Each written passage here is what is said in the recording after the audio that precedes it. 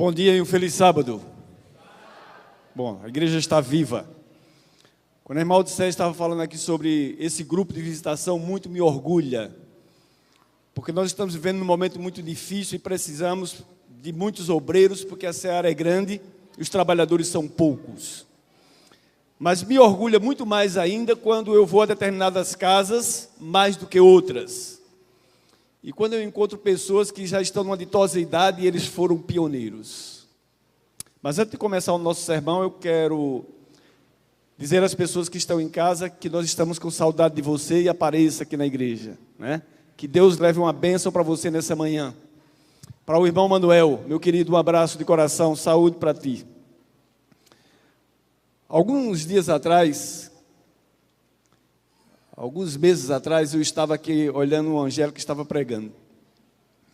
E o João estava sentado num dos bancos assim, e ele colocou as duas mãozinhas aqui debaixo das pernas e ficou olhando atentamente. E aí eu dei uma viajada no tempo. E eu era exatamente assim. Meu pai ia pregar e eu tinha o maior orgulho, porque meu pai era um excelente pregador. E eu dizia para o meu pai, eu ficava no banquinho do mesmo jeito, olhando para meu pai admirado, e eu dizia: quando eu crescer, eu vou ser como ele. Meu pai ia para debates com evangélicos, com padres, ele gostava, o campo missionário dele era debate. Ele gostava de conversar com as pessoas sobre tudo, mas a Bíblia era a coisa mais importante para ele. Meu pai tinha a Bíblia de cor, ele sabia, ele citava tantos versos e coisas, que um dia eu dizia: um dia eu vou ser como ele. Não consegui tanto, né? Mas eu tenho orgulho do meu pai nesses aspectos, principalmente espiritual. Mas antes de começar a adentrar um pouco no sermão, nós temos aqui na nossa igreja visitas. Foram faladas sobre elas antes. Mas eu tenho um costume, ou muito feio, mas me perdoe. Todos que são membros da igreja, fiquem em pé, por favor. Só um minutinho, um segundinho. Todos que são membros da igreja, fiquem em pé. Ok? As pessoas que estão sentadas, elas são o quê? Nossas visitas. Então, nossa saudação, para não demorar muito tempo, dando um abraço caloroso em cada uma delas. E aí, pode sentar. Aí, logo nesse banco aí, tem um grupo de pessoas que vieram do meu pequeno grupo. Eles foram frutos de trabalho missionário, há um bom tempo atrás, que eu fiz com eles, uma da Batista, outra da Assembleia de Deus, outros que estão chegando lá também, que estão se convertendo também, da Assembleia de Deus e da Batista, e chegando mais. Né? Mas ontem eu estava no pequeno grupo e hoje na escola sabatina, e me passou pela mente uma grande preocupação. Algumas pessoas do pequeno grupo estavam lamentando porque na igreja em que eles congregam, a igreja estava mais ou menos no linguajar de uma alegoria, seria assim: uma bicicleta descendo uma ladeira, duas carretas vindo de frente e eles querendo passar no meio, estão descendo a ladeira.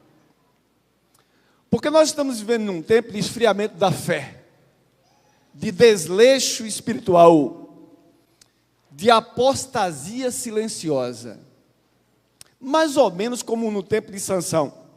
A Bíblia diz em Juízes que Sansão não sabia que Deus não estava mais com ele. E talvez você esteja na igreja há tanto tempo, ou esteja há pouco tempo, e não saiba, ou não sabe, que Deus não está mais com você. Quando a gente se desencanta com as coisas espirituais e a gente começa a viver relaxadamente, quando a gente para de estudar a Bíblia, de fazer oração, de ter comunhão, de fazer serviço missionário, de se preocupar com a causa, nós estamos numa apostasia silenciosa. Então eles estavam falando mais ou menos com isso, a preocupação com a igreja. Hoje pela manhã, Marcos Pai estava falando sobre isso.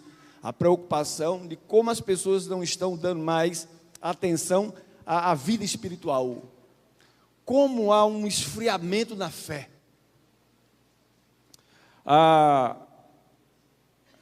Na minha área, como professor de educação física, existe uma corrida chamada corrida de revezamento.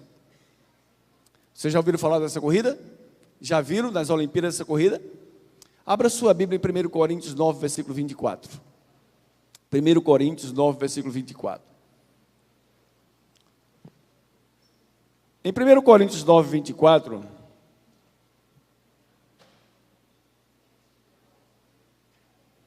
1 Coríntios 9, 24 diz assim: vocês não sabem que os que estão no estádio correm, mas só um leva o prêmio?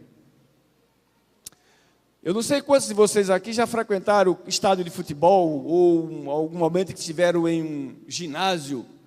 Mas a gente geralmente, quando está num estádio, há uma torcida de um lado, de um clube, e do outro, outra torcida. Na vida espiritual não é diferente.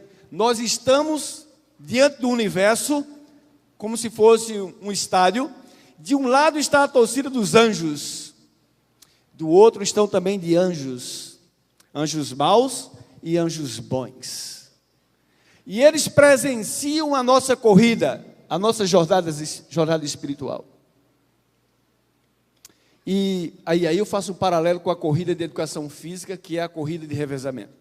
Na corrida de revezamento, 4 jovens têm que correr cada um 100 metros. Porém, há um espaço entre um corredor de 100 metros e outro, de 20 metros, onde ele tem que passar o bastão. E se ele não passar com precisão e o bastão cair, todo um trabalho de um ano está perdido. E quando a gente faz esse treinamento com o atleta, geralmente tem 2 formas de passar o bastão: abrindo a mão e recebendo dessa forma, ou assim espalmada para pegar o bastão. E quando o primeiro passa o bastão, há uma sensação de dever cumprido. Quando o segundo passa o bastão, há uma sensação de dever cumprido. Quando o terceiro passa o bastão, também há um dever cumprido. Mas o quarto, se não chegar em primeiro, o dever não foi cumprido.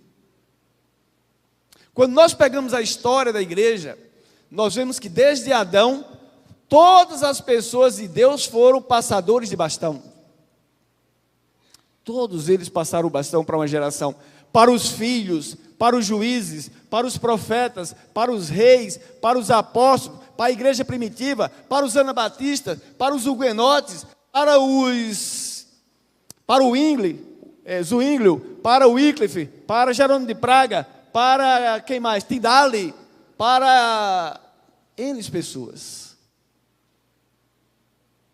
Mas nós estamos no tempo mais perigoso da história da humanidade e a história espiritual. Porque desde 1844 nós estamos no último corredor. O último dos 100 metros somos nós. Interessante que na corrida dos 400 metros, o último corredor tem que ser o melhor. Por isso, o Usain Bolt sempre era o último corredor. Porque o primeiro corredor não corre 100 metros. O primeiro corredor corre 80 a 90 metros. E ele passa o bastão nessa zona de 20 metros. O segundo corre um pouco mais, o terceiro corre menos, e o quarto corredor corre 120 metros. Tem que ser o melhor. Ele tem que compensar a deficiência dos outros e mostrar por que ele está ali. Porque ele é o melhor. Eu e você estamos nessa geração, em que Filipenses 2, versículo 15 diz, uma geração que brilha como um luzeiro, em meio a uma geração pervertida e perversa. Mas nós fomos suscitados para dar um recado ao mundo, um recado diferenciado. 2 Timóteo 3, versículo 1 a 3, ele diz: nos últimos dias os homens seriam egoístas, avarentos, jactanciosos, arrogantes, blasfemadores, inimigos de Deus, desafeiçoados, implacáveis. E eu e você estamos dentro dessa geração para mostrar para elas que existe um remédio e existe uma solução. A pergunta é: estou eu correndo? Sou esse melhor último homem para dar a mensagem para esse momento? Eu tenho orgulho de ter sido fruto de uma geração diferenciada. Você também deve ter orgulho de ser fruto de uma geração diferenciada. E por que fruto de uma geração diferenciada? Porque éramos pessoas que gostavam de ler a Bíblia, estudar a Bíblia, de fazer lição, de ler o Espírito de Profecia, pessoas de oração, pessoas de comunhão e de serviço missionário. Nós gostávamos, tínhamos prazer nisso. Eu morava num interior chamado Pedro Velho, na Paraíba, 1.200 habitantes mais ou menos. Tínhamos uma igreja que foi fundada com sacrifício e tinha 42 membros. Era uma igreja grande para o lugar. E nós tínhamos 20 bancos, mas não existia uma casa para Deus. Não existia uma igreja. Então, todos os dias que tinha culto, os membros levavam os bancos para a casa de um irmão. Nós éramos conhecidos no vilarejo, no interior, como a igreja dos bancos. Então, era incumbência minha, do meu irmão encostado a mim, e de mais alguns jovens, pegar esses bancos e deixar limpinhos e colocar na casa de cada irmão em cada momento. Às vezes no terreiro, às vezes numa garagem, às vezes num local que comportasse a quantidade de banco possível. E aí meu pai e outros pregavam e nós saímos dali regozijados. Terminava, trazia os bancos e armazenava no mesmo local. No domingo à noite a mesma coisa, na quarta-feira à noite a mesma coisa. Mas havia uma coisa que era diferenciada. Não faltava ninguém na quarta, no domingo, nem no sábado. E nós estamos vivendo num momento preocupante porque parece que nós estamos perdendo a razão e identidade de existência.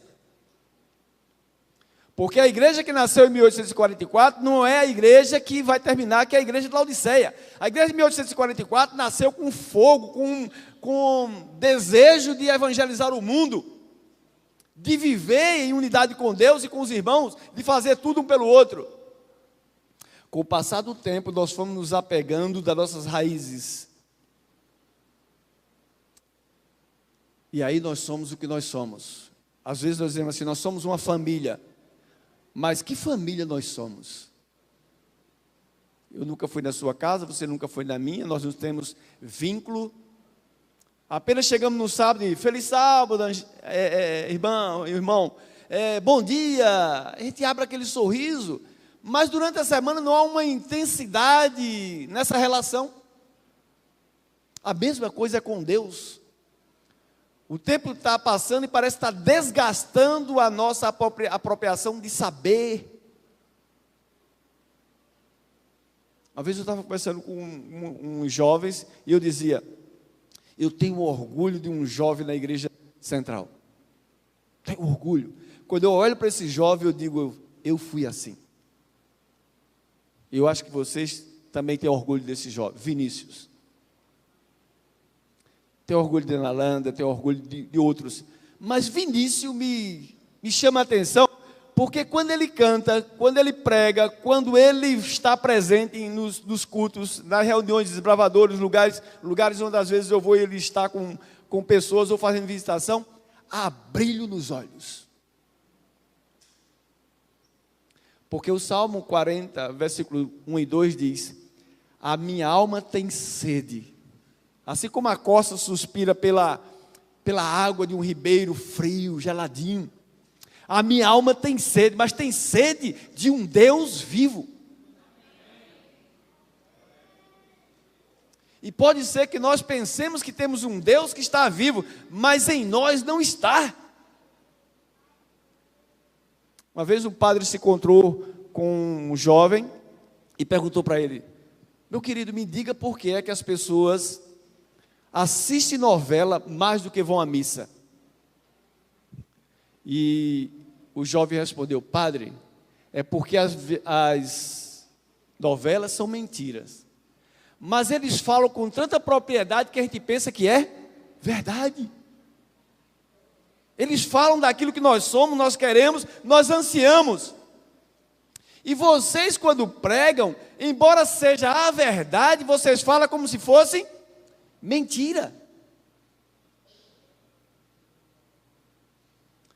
Quando nós almejamos o céu, a pergunta é, que céu nós estamos vivendo para almejar ou ter certeza que ele virá para nós?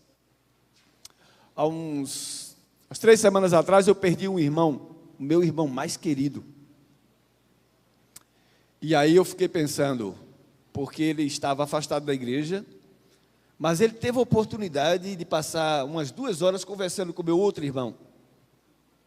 E pelo que o meu irmão conta, a preocupação deles era espiritual.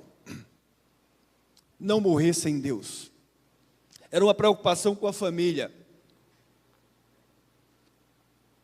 E a pergunta que eu faço é: se eu morresse hoje, se você morresse hoje, você tem certeza que morreria salvo? Não precisa levantar a mão.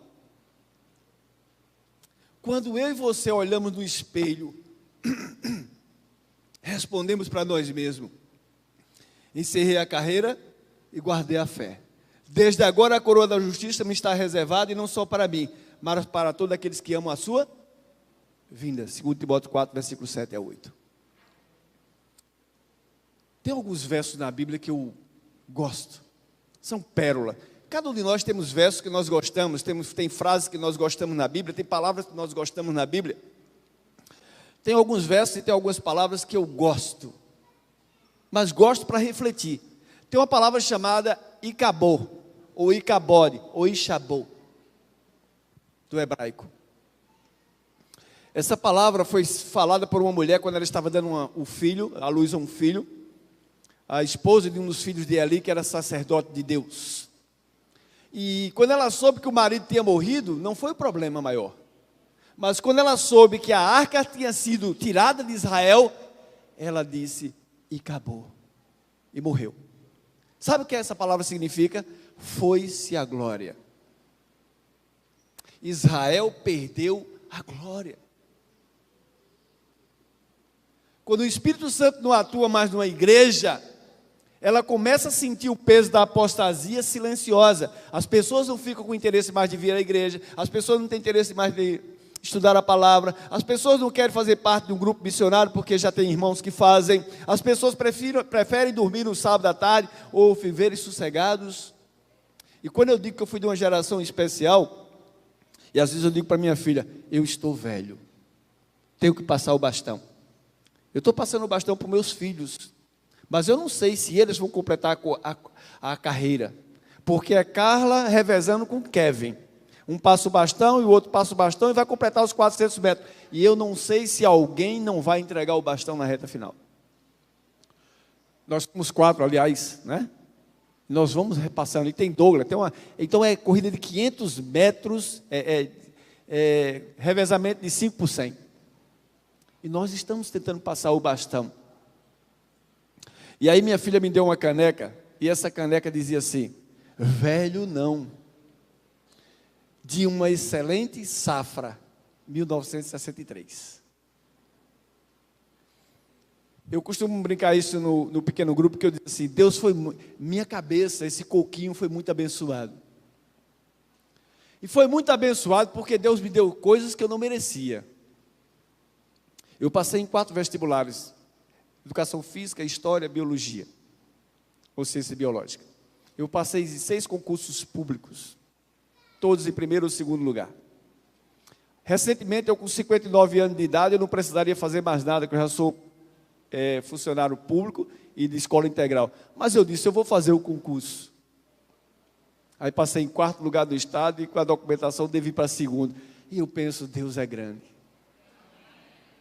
Mas ao mesmo tempo eu digo para as pessoas que eu conheço: se eu me perder, saiba que lá no inferno, quando for no milênio, eu vou dizer para Satanás: Deus é extraordinário. Deus é o único presente que você não pode perder nunca, porque sem Ele a vida não tem essência. E nesse tempo que nós estamos vivendo de apostasia silenciosa, há uma preocupação intensa: quem sou eu na corrida? Você precisa olhar a tua identidade com Deus. Eu fiz uma história para minha filha chamada O Cão e a Lata de Salsicha. Aliás, eu não fiz nem para a Carla, eu fiz essa história para Kevin, porque eu já tinha feito outra para a Carla. Eles me aperreavam para contar a história à noite. Eu estou saindo muito do foco, né? Eu contava história à noite e ela dizia: mais uma, papai, mais uma, papai. E eu não conseguia dormir, porque eu chegava cansado. Hoje eu sou escritor de histórias infantis, mais por causa deles. Hoje eu tenho 27 histórias infantis catalogadas em um livro que eu estou lançando. Já lancei 5 de poesias e tem mais um que são 2 contos. Ao todo são 21 livros prontos para usar quando eu me aposentar. Já lancei 5.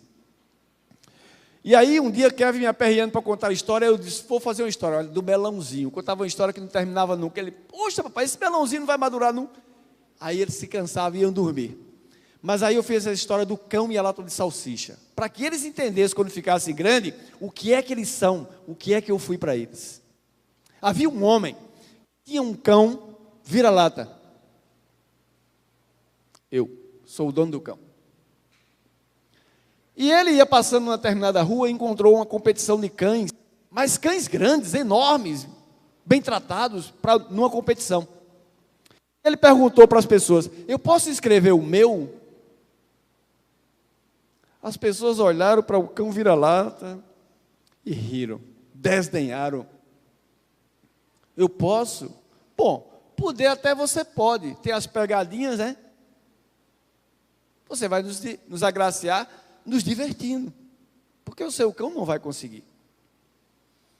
E aí, ele escreveu o cão dele, e ele sabia que a coisa que mais o cão dele gostava era de salsichas. Ele sabia disso, mas as pessoas não sabiam. Então ele pegou a latinha de salsicha que estava na mão, mandou alguém segurar o cão dele na largada, foi lá no final e colocou a latinha de salsicha. E o cãozinho dele desesperado, desesperado. Por que ele estava desesperado? Não. Ele não estava desesperado por causa da salsicha. Estava desesperado porque os outros eram mais fortes do que ele e poderia comer aquilo que era que ele mais gostava. E ele não podia perder e permitir isso. E na hora que foi dada a largada, quem primeiro chegou foi o cão vira-lata. A pergunta que eu te faço é, você pode vir hoje, não é nem a pergunta, a colocação que eu faço é, você pode estar se sentindo hoje como um cão vira-lata. A minha família está destruída, os meus filhos não me respeitam, abandonaram a fé, eu estou me sentindo no vazio, numa solidão, numa angústia, eu não sei de onde está vindo, eu estou numa depressão e não sei como sair. Você está se sentindo um cão vira-lata, mas você tem dono, e ele sabe do que você precisa. Uma outra historinha que serve para ilustrar, é um menino que era filho do homem mais rico da cidade, e ele era dono de um timezinho de futebol. E um dia ele foi participar de uma competição e o time dele era o pior time da competição. Mas ele disse para o pai, pai, o senhor pode ir assistir ao meu jogo? E o pai disse para ele, filho, eu não tenho tempo, mas pai, se o senhor for, a coisa é diferente. E aí foi para a competição, no momento do jogo, o time começou a perder de 1-0 e o filho, que era o goleiro, olhava para a arquibancada e não via seu pai. 2-0 e ele olhava para a arquibancada e não via seu pai. 20-0, Ibis, né? E ele olhava para a arquibancada e não via seu pai. Quando terminou o jogo, ele caiu de joelhos e o seu pai entrou. Se abraçou com ele, ele disse, mas pai, já tão tarde, depois de uma derrota tão triste. O pai ergueu ele e toda a plateia estava olhando aquele momento sublime. E o pai respondeu, eu não estou aqui porque você perdeu, mas eu estou aqui para que toda essa arquibancada saiba que você é meu filho. No estádio, onde os anjos estão de um lado e os anjos maus estão do outro, e nós estamos na corrida, se o bastão cair, apanhe. Porque não há derrota, porque o bastão caiu. Se você tem menos qualificação, tem alguém que vai te ajudar. Anjos poderosos. Faça o que Filipenses 3, versículo 13 diz. Esquecendo-me das coisas que para trás ficam, prossigo para as que diante de mim estão. Para o prêmio da soberana vocação que está em Cristo Jesus. Isso é teu prêmio.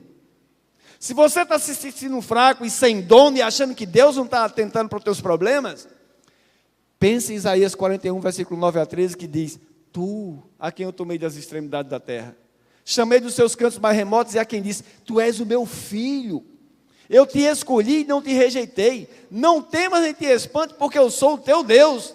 Eis que envergonhados e confundidos serão todos que estiverem indignados contra você. Pelejarão contra você, mas não te vencerão, porque eu te tomo pela mão direita e te digo: não temas nem te espantes, porque eu sou o teu Deus. Não vou me delongar mais, embora houvesse mais alguma coisa para falar para vocês. Deixarei para uma próxima oportunidade. Mas o meu desejo é que o seu coração possa ser enriquecido com a presença de Deus. E que você entenda que você tem dono. Paz e um beijo de Deus no teu coração. Amém. Vou chamar minha filha agora, que ela vai encerrar com um hino especial.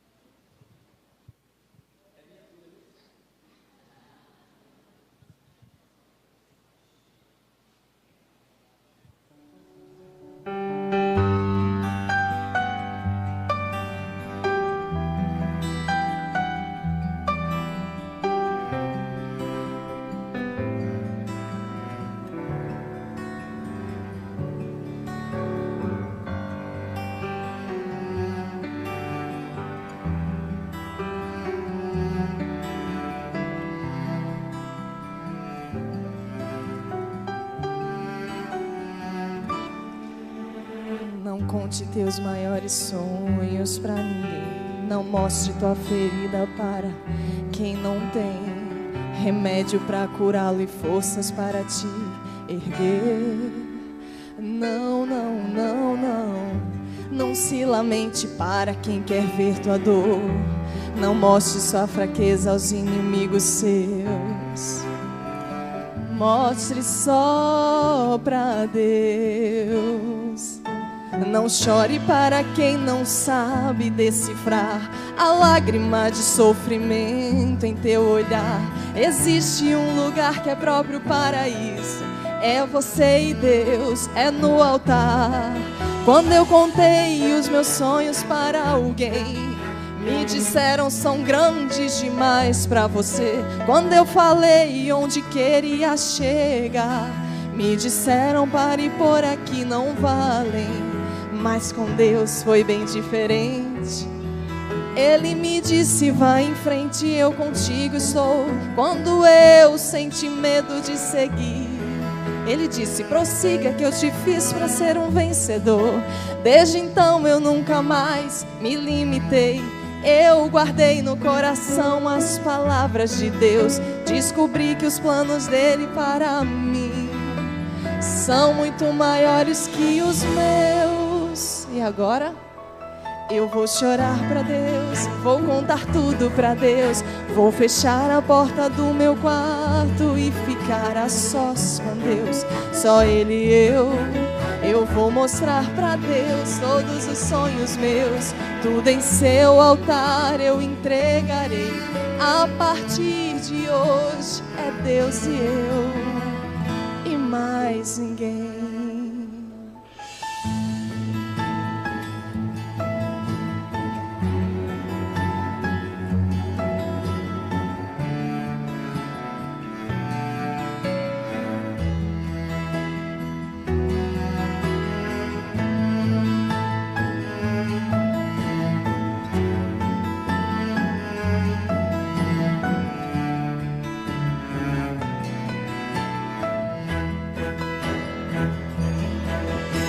Chorar pra Deus, vou contar tudo pra Deus. Vou fechar a porta do meu quarto e ficar a sós com Deus. Só Ele e eu vou mostrar pra Deus os sonhos meus. Tudo em seu altar eu entregarei. A partir de hoje é Deus e eu, e mais ninguém. A partir de hoje é você e Deus, e mais ninguém. E não se fala mais nisso.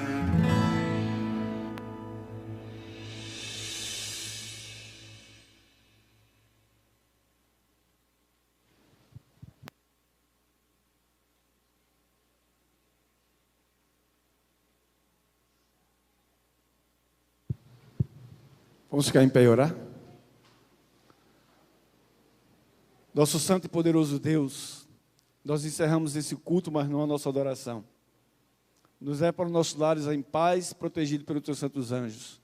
Nos dê missão, nos dê tarefa. Coloque nas nossas vidas pessoas para que possamos estudar, ensinar e ajudá-las a prosseguir junto conosco para essa caminhada tão difícil.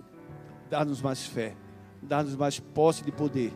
Ser com cada uma aqui, com seus problemas, com as suas dificuldades, com as suas ansiedades, mas que possamos pensar em 1 Pedro 5, versículo 6. Lancemos sobre ti as nossas ansiedades, porque tu tens cuidado de nós. Isso é o que nós te pedimos e agradecemos, no nome de Jesus. Amém.